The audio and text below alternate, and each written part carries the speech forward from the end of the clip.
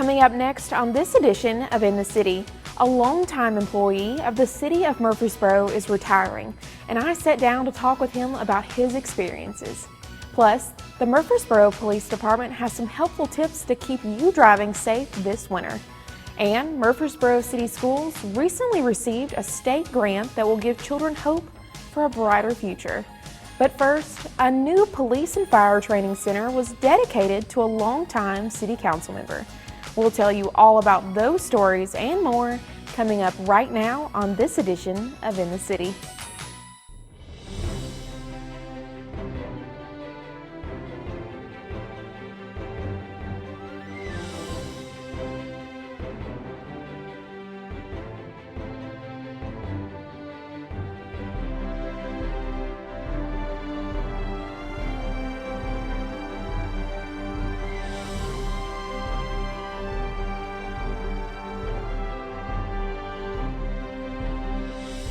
Welcome to another edition of In the City, your source for what's happening right here in the city of Murfreesboro. I'm your host, Cecilia Herrell. Doug Young has been on the city council since the year 2002 and currently holds the position as vice mayor. He has been very involved in the search for a police and fire training facility here in Murfreesboro. The city council rewarded him with a facility being named after him, and we were there for the groundbreak. We're here to honor, for many of us, not only a friend, a long-term council member, but I texted him the other day and told him that he was my hero. And we're here to be able to do something that, without Doug's help, this police and fire training facility, that Doug has been an advocate for this as long as I've been on the council, that we get to start this off in a fitting way by naming this after Councilmember Doug Young. So before we get started, I want to give Doug just a round of applause for.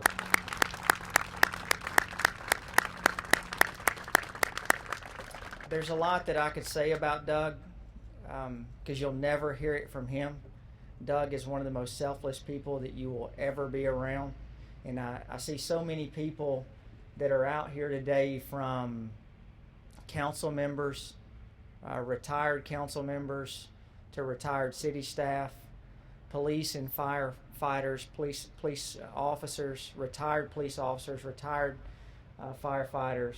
I see long-term friends of Doug, state officials, so many people that are here today. And Doug, you look out here and this tells you the impact that you've made in this community.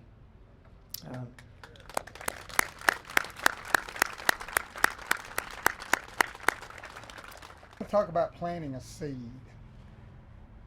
Many years ago, Chief Baxter, Chief Chrisman, Chief Gaines planted the seed that we needed this facility. And it took a while. I think we took 3 different locations to finally find a spot for it. And then our new chiefs come on board, Chief Durr and Chief Folks, and they've picked up the ball and they're running with the ball, and the ball has funded, and the ball has a location, and we're going to get started. But what I'm mostly proud of is 3 years, 5 years, 10 years from now, we can look back and say, we trained a lot of good people. We trained firefighters, we trained police officers, we trained drivers, and training saves lives, and that's what I'm really proud about.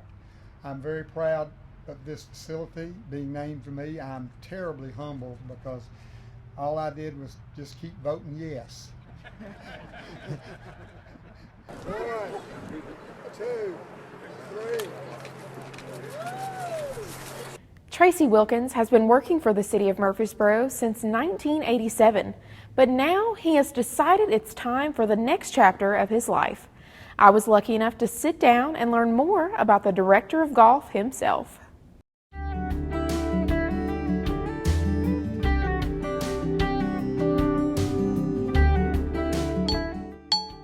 I'm Tracey Wilkins, Director of Golf for the City of Murfreesboro. I've been here almost 30 years, started in January of 1987. I think God gives everybody something in their life that helps them to learn what life's really about. Mine just happens to be golf. But golf is a cool sport. It's just you. You can play on a team, but ultimately it's just you against the golf course. After I got to a point of going to high school, I actually stayed with my aunt and uncle during the school year because I went to Brentwood Academy, and I was supposed to go to Antioch, but they did away with golf the year right before I was to go, and my parents said something about what I thought about going to Brentwood. I said, I've never heard of it, whatever. And they said, well, you'll be able to play golf. I said, I'm good, well, I'll go. So, and that was a big turning point in my life. Brentwood Academy was a fantastic facility and just meant a lot to me as a person. I was supposed to sign scholarship to play at Ole Miss. My dad and I went down there to sign the papers. The coach, they had fired the coach, so they weren't signing anybody till they hired a new coach. So I only had one other school I even looked at, and it was you're talking SEC golf. And then I ended up going to Union University, which was NAIA in Jackson. But I knew some people that went there. I really liked the coach, met him. It was very small, just like Brentwood that I'd gone to, and I just loved the campus and the setup. So stopped on the way home, signed there, which was considerably different, but it's where I met Ann, my wife. We've been married 34 years, almost 35, and she has worked with me here at the golf course. She'll have 29 years in July, and it's been great. I've got 2 kids, my daughter Lee, who's 29. I got a son, Chad, that lives here in Murfreesboro, works for Textbook Brokers, and he's 27. I know my wife and I have done something okay. They turned out pretty good. They're really good kids. We're really proud of them and where they are. Some of the things that I guess that have happened over the 30 years, and like I said, you start thinking about everything that's happened in 30 years, and what does that mean? Everybody, but when you start thinking about it from a business standpoint, a lot of things have happened in golf. We've grown a lot. We've taken over the VA. We built Bloomfield Links. The golf department's considerably different than when we started out. We've got a new building here at the clubhouse. It's fixing to be 20 years old, which is really kind of crazy.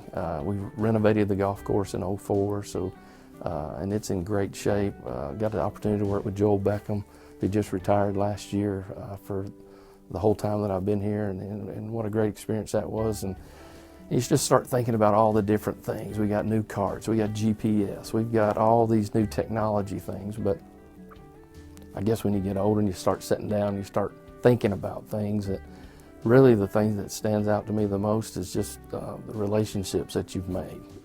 I guess it's a big deal when you've been able to put in enough time to be able to retire. I think just through a lot of talk with family, people in the business, people with the city, friends, family, praying about the time of life and what's next. Just think it's that time. Don't know exactly what is next, but have a few things that I want to do that I've never been able to do.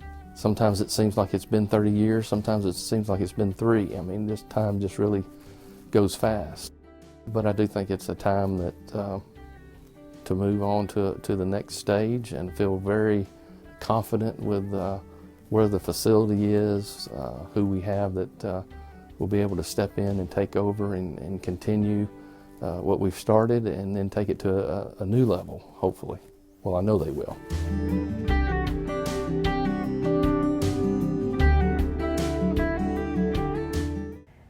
It's December, which means the potential for snow and ice is right around the corner. The Murfreesboro Police Department gave us some helpful driving tips if you have to venture out in the wintry conditions. If a winter weather event occurs and you need to travel, we ask that you check on road conditions before leaving. Do this by checking Murfreesboro's traffic cameras by logging on to the city's website at murfreesborotn.gov. Go to Transportation Department and then to the traffic cameras. There you will find 19 cameras scattered throughout Murfreesboro. Click on the area of town you want to observe and you'll get a live feed from that camera. You can also check the Murfreesboro Police Department's Facebook page and Twitter account for links to those cameras. Before going out in a storm, ask yourself, is it absolutely necessary? If it is, here are a few tips to keep you and your family safe. First, make sure your vehicle has proper air in the tires and check your windshield wiper fluid and antifreeze. It's also a good idea to have an emergency kit in your vehicle. This would include extra clothing, jackets, gloves, a bottle of water or two, a flashlight with working batteries, and a first aid kit. All of these are good ideas if you happen to become stranded out in a storm. Most importantly, make sure you have a cell phone that is charged and program Murfreesboro's non-emergency dispatch number into your phone. That number is 615-893-1311 in case you have a vehicle accident or become stranded. If you have an emergency, always call 911. Murfreesboro City Schools just received a grant that could change the lives of many children in our community. The Adverse Childhood Experiences Grant could give these children a priceless gift: hope. I talked with Kim Frank to learn more about what exactly this grant entails.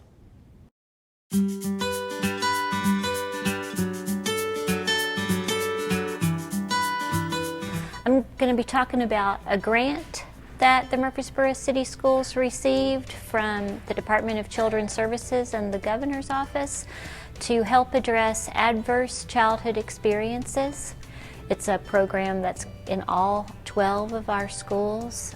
Children can receive services free of charge. It applies for any student, any of our children who are struggling socially or emotionally in school, who we think might be experiencing one of those adverse childhood experiences. Divorce or separation from a parent, addiction in the home, alcohol or drug addiction in the home.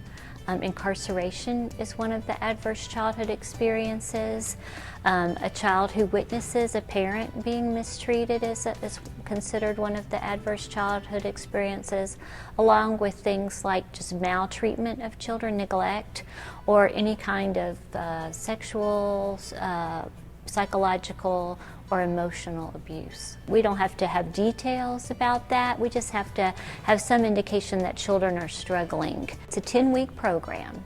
The way it's set up is that any child who's referred by our school counselor, a social worker, their teacher, or a parent could refer.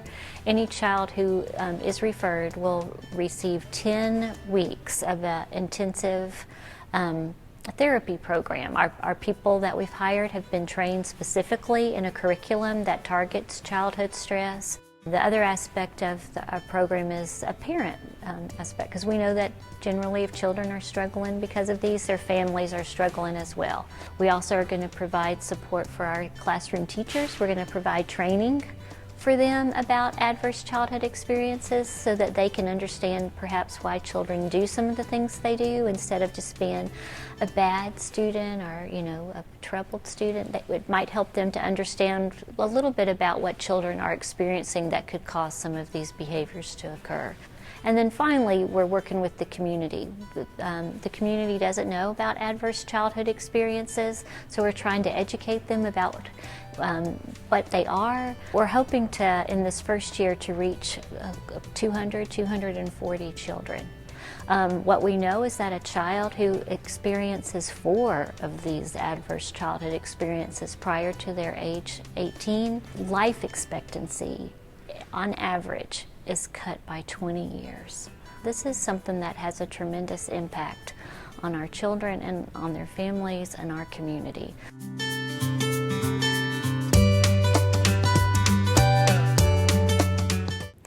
The City of Murfreesboro Stormwater Department has had stream bank programs in place for many years now to improve the water quality in Murfreesboro and Rutherford County. We found out if these programs are working or not. The City of Murfreesboro Stormwater Department's job is to improve the quality of the stormwater that runs into our streams and rivers. One of the ways they do this is by streamside buffers. This is a strip of vegetation on each side of a stream. The growth of the buffer filters out sediment, which is matter that settles to the bottom of a liquid, so it doesn't make it to the stream. The city's first attempt at repairing a stream was in 2010. Various plants were planted beside the stream at Old Fort Park. They also stopped mowing 35 to 50 feet of the bank to create the buffer zone. So this is like a laboratory for the city's policy. The city has a policy in areas of new development to buffer the streams. And what we hoped and what we thought or expected we would see is those water quality numbers to improve. And so we've seen that. That's encouraging, and as far as I'm concerned, confirms that that buffer policy is a good policy. All around the stream now is more natural. And there's also, we improved at the upper end, we improved a forebay that catches sediment that runs into the stream from across Old Fort Parkway. So catching that sediment makes the stream cleaner. So the buffer and the sediment capture. By establishing a streamside buffer, it also enhances the habitat for wildlife, or bugs, in the stream. Counting the number of bugs in the stream, as well as the diversity of species, helps determine the health of the stream. These numbers are reported to the state of Tennessee for record. We're going to get in the stream here, put a net in the stream, kick the rocks and the stream bed, and there are bugs that are there, and they will float up and be caught in the screen. And so then we'll look at those bugs and use that to assess the quality of the stream. The numbers, we follow a process that's laid out by the state. So it's a measurement of the quality of the stream, really, and the state uses those numbers to assess stream quality statewide. So we like to do it, or we want to do it in Murfreesboro also. And in the case of this stream, we have at least 3 years, 2010, 2013, and 2016, when we looked at those bugs and then evaluated them. And there's a system. The high score is 42. That's like an A+. And then a score of 32 is maybe that's a good stream. Numbers above 32, so that's maybe a C+, B. And then down in the mid-20s and below 20 would be like a D and an F. So in this stream, I think in 2010, the number was a 12, so really an F. And then in 2013, the metric score was 16, and so probably also an F. And then this year, the score was 32, so good quality. And so you can see that's a big change there. Josh Upham, water quality specialist, explains a couple of the species they look for in the streams. These bugs, there's very sensitive classes of bugs that require certain, environment to live in. Some of them have to have flow. They're called clingers. They cling to the bottom of the rock. And so you can imagine if the stream was full of sediment, then they wouldn't have any space to cling to. You have shredders. They got to have vegetative material in the bank to shred up and then consume. And so all these things work together to make good habitat. And if the stream's being mowed, then a lot of that's not there. Our director, Darren Gore, along with other city staff, has been, in a way, doing assessments, different stream segments. The work here is a part of that, and that's going to just overall looking at tracking the quality of streams in Murfreesboro. That plays into the city's wastewater treatment discharge. How is that affecting the stream? So it is maybe over the past few years, there's more of a focus on the city knowing and keeping track of quality of the streams. The City of Murfreesboro also works with them to issue stormwater program to establish streamside buffers throughout Murfreesboro by students rolling up their sleeves and digging in the dirt. The city's policy for establishing these streamside buffers around new construction has been beneficial to water quality.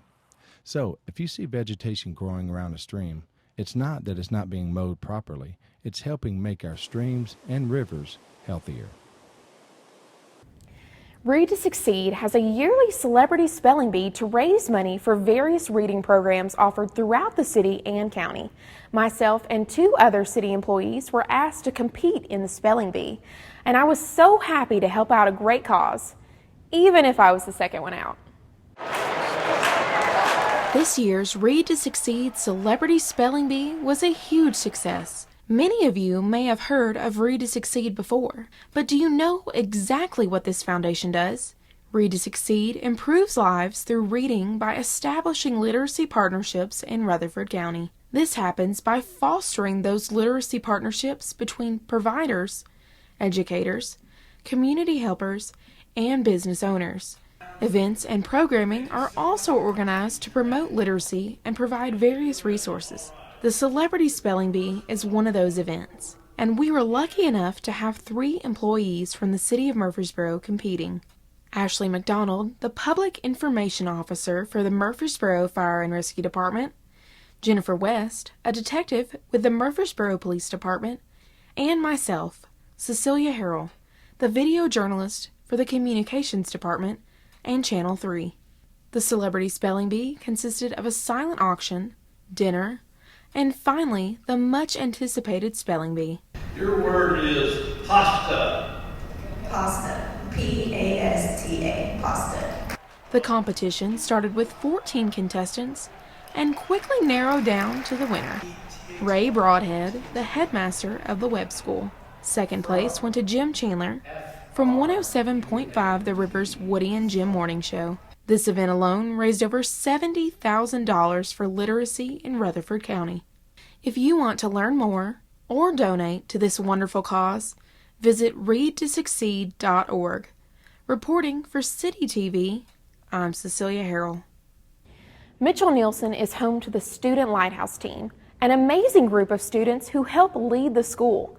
I sat down with the principal, Robin Newell, and the kids themselves to learn more about what exactly they do. Mitchell Nielsen is full of leaders, but one group of students lead in a much different way. Our Student Lighthouse team would be what would traditionally be considered at an elementary school as a student council, but they do so much more. We're a 7-habit school, and we teach the Stephen Covey's 7 Habits of Highly Effective People, and they are the voice of the students. They help strengthen communication from students to faculty in a new way. And it's a real time commitment for these students because they meet before school. I believe they get here at 7:15, so they have to be committed to that and get up and make sure that they're here so they can contribute. I was lucky enough to sit down and learn more from the students themselves. We have to fill out an application, and it's a before school program. On the application, we have to put reasons why we should be on the Student Lighthouse team, and some ideas on how to improve the school. We help out the school by approving stuff that we need to do and help out the community by hosting events and tell them about the stuff that we're doing in school. We recently had a Veterans Day event where we had to collect donations, and we were going to put them in a gift basket for our veterans. My favorite event would have to be the family night. We each chose a 7 habit, and then we made a skit from it, like a little play, and we would all perform it on the stage and stuff, and then we would have family mission statements. We raised money to fix up the courtyards. We raise money by doing fundraisers and hosting events for the community to come in and see what our school is like. The Student Lighthouse team has given me a chance to find my voice for when I get older, I can start doing what I like and expressing my thoughts. These talented kids do it all, from fundraisers, teacher recognition, leading school tours, and planning school-wide events. So what do these kids think about the Student Lighthouse team? Fantastic. Leadership. It's fun. Amazing. Helpful. Awesome. Outstanding. Finding your voice. We talk about being a 7-habit school, but there are actually 8 habits, and that 8th habit is to find your voice. And we really want students to be able to have ownership of things that go on at school and to find their voice. And so we want that for all of our students. Reporting for CityTV, I'm Cecilia Herrell. Recently, the Murfreesboro City Council adopted unlawful solicitation and unruly gathering ordinances on second and final readings. The ordinance stems in part from a call for action by the council for a stricter policy to protect public safety following shootings last summer at various apartment complexes. This is an ordinance that was drafted at council's request.